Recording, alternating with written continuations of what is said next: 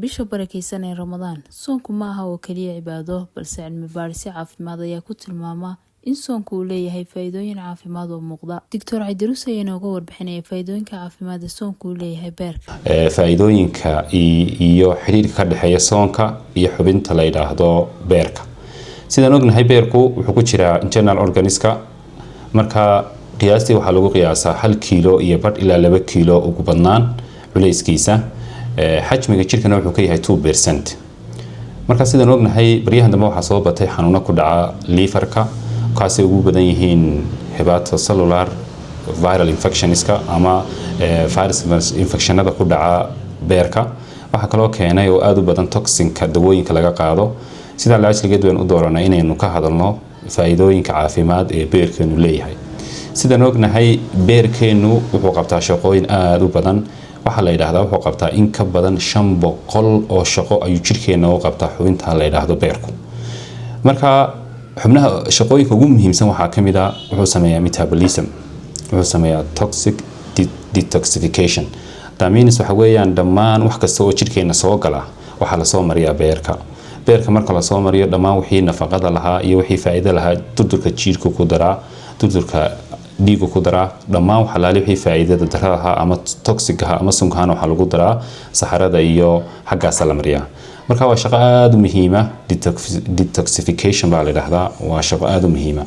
waxyaabaha kale oo sameeyaa waxa kamid waa storage wuxuu storage gareeyaa dhammaan glucose amino acid iyo waxyaabo fara badan inuu baahanay. tusaale ahaan imika markaad sooman tahay waxaan soomanay 14 saacadood 16 saacadood iyo wax ka badan intaas glucose jirku way dhamaatay marka beerka ayaa ugu deeqa durdurka dhiiga glucose saasana lagu gaarsiiyaa vital organismka ay kamid yihiin maskaxda iyo qaybaha kale ee jirku.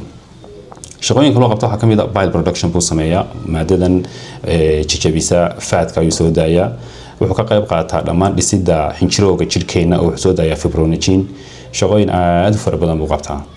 haddaba markuu qofku soomeeyo maxaa dhaca qofku markuu soomeeyo waxa dhaca dhammaan shaqooyinka jirku qabto dhammaan shaqooyinka liverku qabto oo dhani waxay noqdaan qaar horumarsan oo habaysan oo sidii hore ka fiican.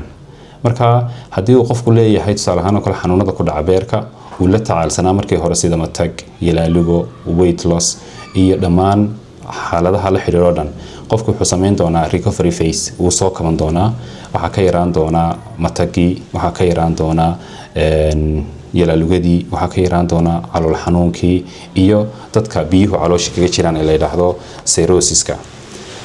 marka waxyaabaha kale ee muhiimka ah ee aan uga baahanay inaan ogaano isku xidhka rabadaanta iyo liverka waxa kamid ah glucose monitoring. dadka macaanka ah aad bay muhiim ugu tahay xilligan rabadaanta lagu jiro glucose monitoring systemku aad buu muhiim yahay marka soo glucose jirkeenu dhacdo waxa laga soo qaadayaa nooc la kaydiyo oo beerka lagu kaydo la yiraahdo glycogen kadibna dib baa loogu celinayaa durdurka dhiiga deetana qofku wuxuu helayaa tamar iyo energy fiican oo uu ku soo kabto ku shaqeeyo maalinta noloshiisa ku qabsado. waxyaabaha kale ee muhiimka waxa kamid ah uu kaydiyo xilliyadan rabadaanta oo si fiican soo saaro waxa kamid ah fitamiinada la yiraahdo vitamin A-ga vitamin D-ga vitamin E iyo vitamin K dhamaantoodna waa fitamiino u muhiim ah nolosha maalinlaha aynu ku noolnahay. liverku wuxuu intaa sameeyaa regeneration dib uu isku soo kabtaa sababtoo ah inflammationkii baa ka yaraada oo qofku markuu 14 saacadood ilaa 12 saacadood ka badan una waxba cunin ma jirto hab cunno oo la burburinayo la bedelaya. marka inta badan la waxa dhaca in liverku soo kabto kana yaraadaan dhammaan shaqooyinkii socday maalinlaha. marka shaqooyinka caadiga ee metabolismka ee loo kala qaybiyo mid wax la dhiso iyo mid wax la dumiyo oo wax la hagaajiyo. marka waxa la anabolism iyo catabolism processka uu leeyahay liverku kuwaas oo dhan baa kamid ah. waxyaabaha kale muhiimka waxa kamid ah uu inoo qabto rabadaanta filtration and storage of the blood. in ka badan 250 galaan oo dhiiga ay 24 saacadood uu nadiifiyaa uskaga ka saara wasakhda ka saara kadibna durdurka si fiican ugu daraa. waxyaabaha ugu muhiimsan ee inta badan liverku qabto. liver waxa kale oo qabtaa soo saara maadada la yiraahdo bile waa maadada ugu muhiimsan ee burburisa faatka iyo duxda.